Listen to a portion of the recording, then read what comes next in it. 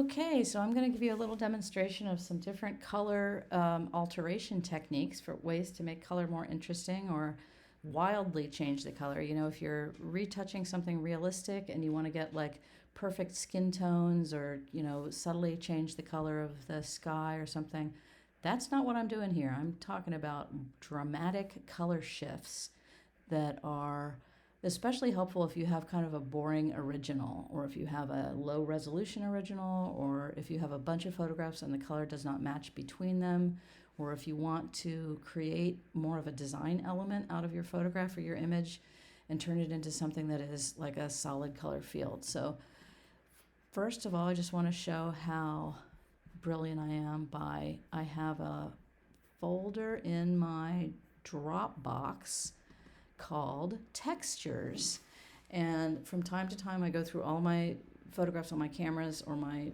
phone and drop them into these things. I think it's everything I could think of, because I like to go through the world and just pick out weird things that I see and take pictures of them. You never know when you're going to need some kind of design element, and it's better than buying a stock photo of a flower. So let's see what I got here in plants. Oh my god, so many pretty plants. Let's see if I Okay, look at that. Let's see, which one should I play with? I'm going to play with this kind of just textury tone that's grass, I think. Opening it up. So it's opening up in Photoshop, and it's like the texture of a grass-covered hut or something, or maybe it was just grass growing, or palm leaves, I think. So this annoying thing out of here. So for this technique, this is called making a color layer using a color fill layer. So I've got my layers window open, and I'm going to add a new layer just for fun with my little plus symbol down here. And right now that layer is completely transparent. You can see with the little black and white or gray and white checks, there's nothing in it. So I'm going to select the whole layer, select all, Command A. And then I'm going to pick my favorite color, which is, one of them is this kind of pukey mossy green. Love that color. Seems right for this not, tropical image. And I'm going to go to edit and fill the whole thing with that foreground color. Now, if I use the normal color mode, which is the default, and I fill it, I'm just like, oh my god, I covered up my picture with a color. I covered it up with that color that can't even see nothing.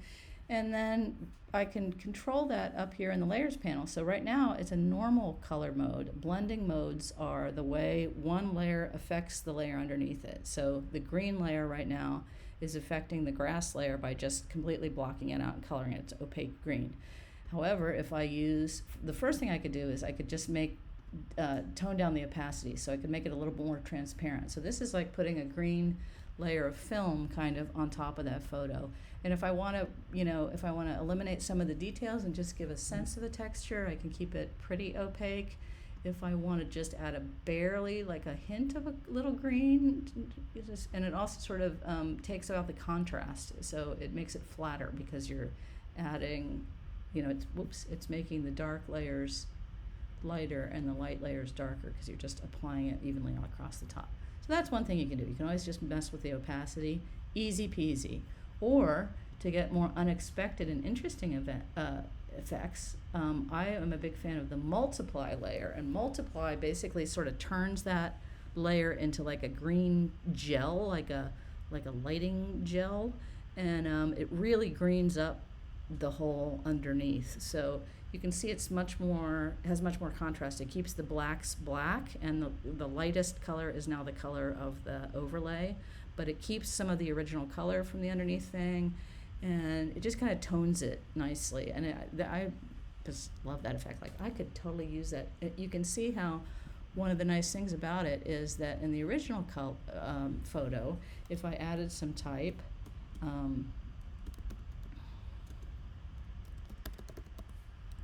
I'm going to make this an ad for a Palm Springs hotel. Everything's an ad to me if you can't tell. So check this out. Even if I made this, you would think that this would not show up, but even if I made that the color of the color of my fill, my fill layer color.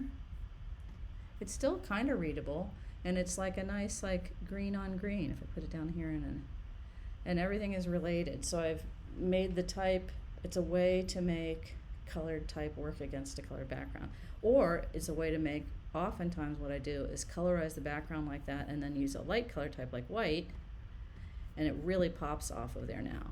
So if you look at it, if I didn't have the color layer on it, you couldn't, if it was white, it would look, it's hard to see, and if it was even, let's option drag it, if I made it black, it also kind of gets lost because the white gets lost against the brights and the black gets lost against the darks.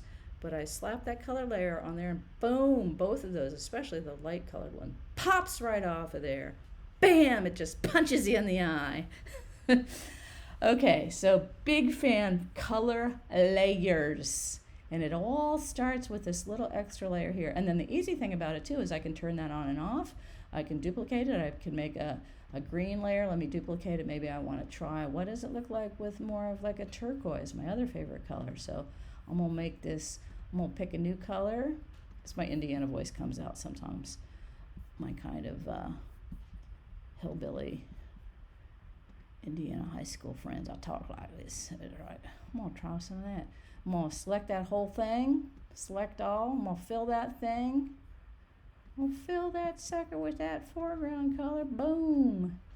And let's see, so there's the white, there's the turquoise fill. Ooh, turquoise plus green, gets very dark, but interesting, interesting. Now that Palm Springs looks like it's in outer space somehow. Crazy times. And you can also, you know, you can do things like blend or gradate that color back there. Well, all kinds of crazy, so many ways to play with that color. All right, so that is that's the color layer way. Now let's talk about color alterations, color adjustments. So actually, I'll get rid of those color layers so they don't confuse us, confuciously confuse us. And instead, I'm going to make an adjustment layer. This uses your little black and white cookie there. I think of those as the New York black and white cookies. And in this case, I'm going to go with hue and saturation. There are lots of different tools in here that can mess with your color, but hue and saturation is my go-to. It's kind of easy. So saturation turns up the intensity of the colors that are already there. Like, who knew that there was hot orange in the back of those palm tree things? Now they're like going to catch on fire. Crazy. So saturation just increases the intensity of the hues, and sometimes you can, you know, you get all kinds of like posterization effects by doing that. Not a huge fan of that. I like more subtle things, but sometimes. And then if you are turning up the saturation, now we can shift the overall tone of this photo from being the orange flaming things to green, yellow. You can go through the whole rainbow. And sometimes you come up like, okay, now it's polar bear hair. Now it's Yeti hair for Matt Gottschall's brand. Now it is somebody's orange dyed hair that's started to grow out and show the gray underneath. You know, all kinds of different things. So something you might want to do is like, you could start there. Maybe you turn down the saturate. Now it's just a little bit pale blue. And then put another layer on there. The hard thing about this sometimes is you always want to save your original, your layered file, because if you flattened this out and then for some reason you had to recreate it again, you would never remember the 16 different color options that you had. I picked a light blue. I'm making a new color layer. I'm going to fill the color layer. Select all, edit, fill with the foreground color. Well, that's my new foreground color, but now I'm just going to multiply that a little. So that was the fill on top of the saturated. It's who's the shag? Sully. It's Sully from the Monster movie. Okay. 2 techniques. That was an adjustment layer and a color layer. Let's do one other thing. I'm going to throw away this adjustment layer, delete that layer mask. I'm going to delete that color fill layer, and I'm going to go to curves. This works in Camera Raw also. So with curves, I've got the 3 colors that make up my image. Right now it's in RGB mode, so I can adjust the red curves, the green curves, or the blue curves on their own. It gives me a little color hint by making the graph that color. And I can mess again. This is sort of adjusting the whole thing at once. I can adjust how much green is in the image. I just added green by making the curve go up. I could subtract green, which makes everything more, what are the other colors? Red and blue, right? If I go down into there, magenta, and you can just pull this curved line around and you can get, now I'm at like a neon disco party from the 70s. The nice thing about doing all of these is, unlike the color layer, when I fill with that color layer, all the whites go away and the darks go away. When I'm playing with this color mode, color curves, I keep the dark darks and the light lights, and it just shifts the color in between. So this is a fun tool. Okay, so those were the first 3, and then we'll look at InDesign making bitmapped colors.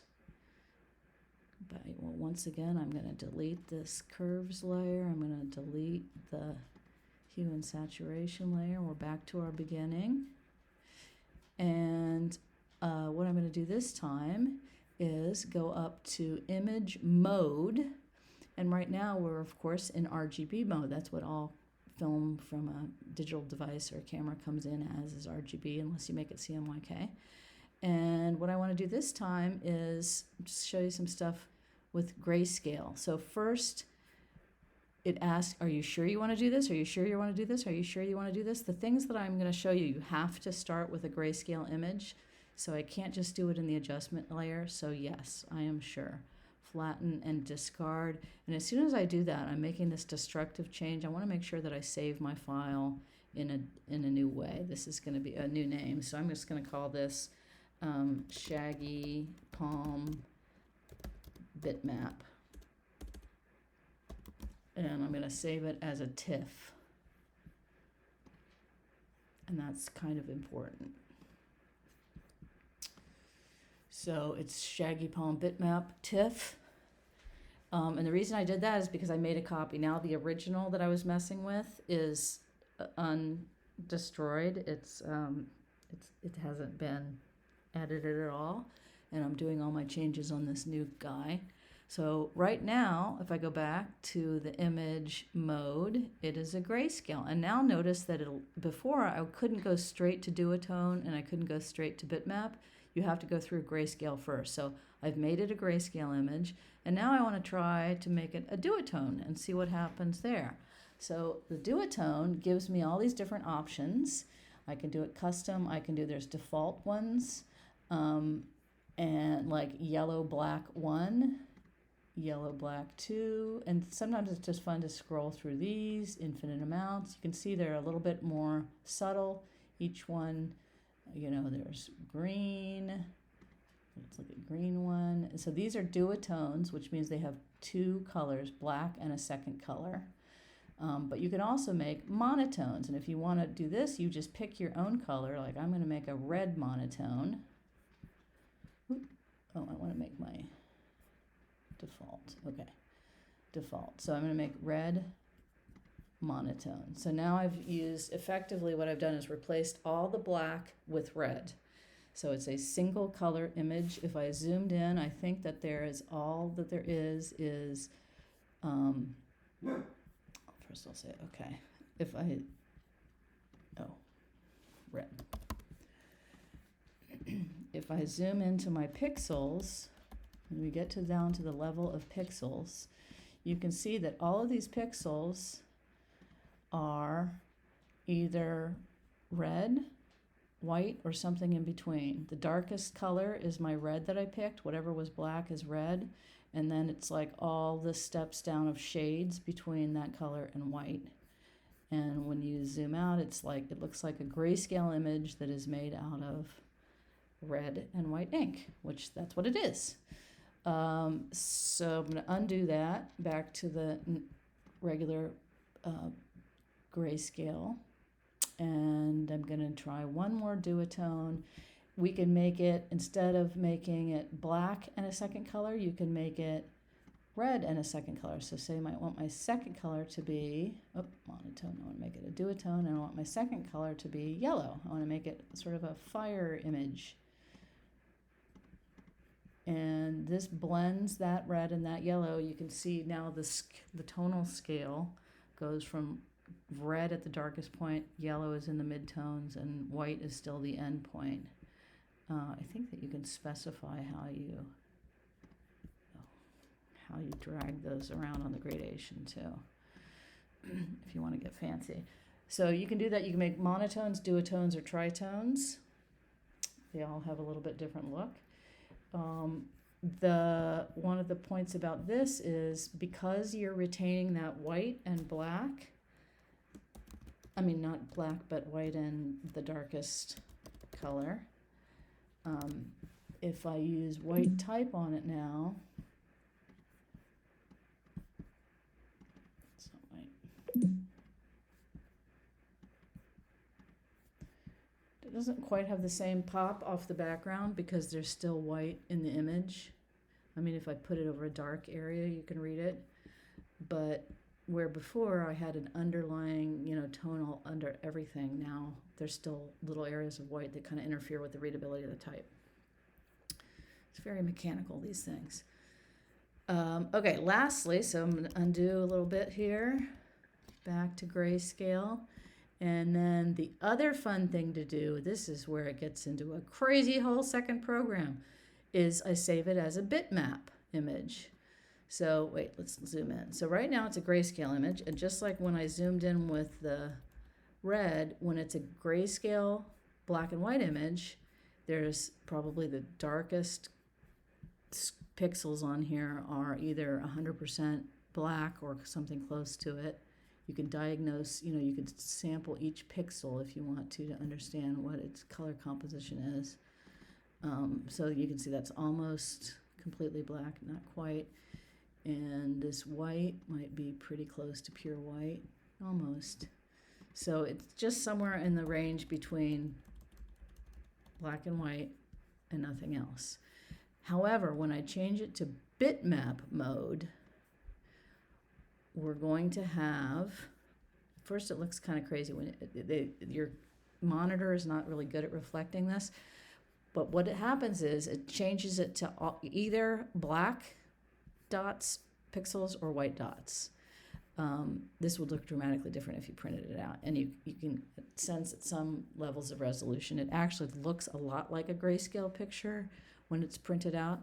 But the difference is just the closeness together. It's like doing a halftone image. So you can see in the light areas, it's mostly white pixels with a few little black pixels. And in the dark areas, it's mostly black pixels with a few little white pixels. So it's all made up of white and black. There's no grayscales in between. And the cool thing about this is we're saving this. So I'm going to save this now. Save. And then I'm going to open my InDesign file. And if I have not preached to you yet about InDesign, I'm here to preach that InDesign is the professional preferred software for doing things like this poster that you're doing. It might make a little bit of sense to do it in Illustrator if you have a type-intensive poster, if you're doing a lot of vector artwork. But if you're using Photoshop raster image and you want to do type, the recommendation is to pull your Photoshop image into InDesign and then do the type in InDesign. You don't want your type to ever be done in Photoshop because then you have a hard time scaling it up and down when you're making layout decisions because it's rasterized. It's got bitmappy, jaggy images. You might be able to work with it a little bit in Photoshop now, but ultimately when you save the file, it's going to become a rasterized bitmapped image. So hopefully that is not nonsense to you when I'm talking about raster and vector. Where's my shaggy bitmap? I gotta call shaggy. Oh, look at recents. I don't understand where my file is saving things nowadays. No.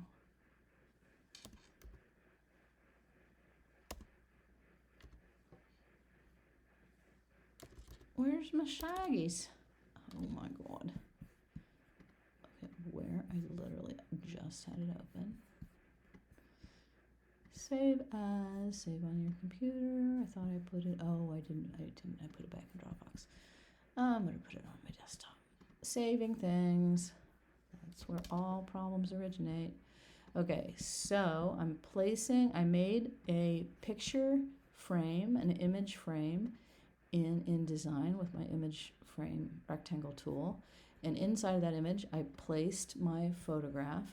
And you can see it's a little bit close up. I kind of like that effect. It gives it a little of like a grainy effect. If I wanted it to be more realistic, I could make it more like the actual size, but I like it in that kind of close-up grainy because it'll show you what I'm doing. So I preached in class about how the great thing about InDesign is the ability to do many page variations of your ultimate final design. So I always keep my pages panel open. I'm a bit of a panel dragger arounder. I don't just put my panels in one place and leave them there. I probably should. I don't know. I always got in the habit of moving them around as I work. It's probably distracting and annoying to you. I apologize. I have nervous hands that do things. So I'm going to copy that page. So check it out. Page 1 is just black and white. On page 2, you can see here I'm using, when I select the image, not the rectangle, but when I select the contents, so that means I'm clicking on, you've got that donut shape in the middle. When I click on that donut shape, now I'm editing the contents. I can move the inside of the picture around. But check it out. It's also saying, hey, my contents are made out of something that's black. So I can actually specify the color that the bitmap arrives in. So normally the default was all of the black squares in the bitmapped image are black, but I can make all of the black squares magenta. I love magenta. I can make them all cyan. I can make them all lavender if I want. I'm going to make a new color swatch. I'm going to make a pretty color like a lavender color. It's kind of a cyan. I don't want no black in there. Maybe a little bit of gray. That's nice. There you go. It's a nice lavender color. It's like the color of the lavender fields in bloom. So you can do that, and whoa, watch this. Then you can also, if I wanted to, say I want to be real subtle, okay? So I'm going to take and make another little square. I'm going to fill that square with my lavender color. And then I want that square to be, I don't want it to just be flat lavender on there. It's going to contain my type. I want it to be kind of transparent lavender, which is oddly and annoyingly a little bit hard to find the opacity controls. Everything, the appearance of everything is in your properties window. You probably know that. So I've got this square. It is filled, and the I can mess with the opacity if I want. Let's see, tint.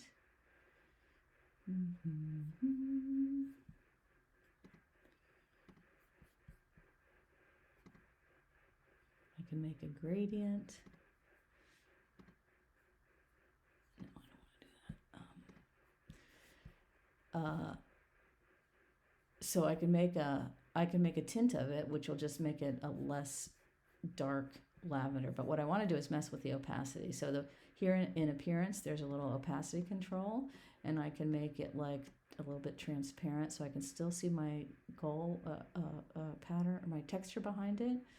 But I just want to make it a little bit darker in that area, and then I can place some type on it that will read. I'm going to make some white type for Palm Springs, and put it on there, and it is going to be, my type shall be white now. And that reads very nicely against that background, and yet still has things behind it. So all of these different kind of photo colorizing techniques can come in handy as ways to bring elements forward, push elements back, unite elements that don't have anything in common. Like if I wanted to have another image of a person here or something, and now I put it in, it was black and white, it would really pop out. So you can, you can change the hierarchy of your design elements by pushing them forward or pulling them back, or, making them more subtle or more bold. Bottom line. And that's about it. That's all I got. Talk to you later.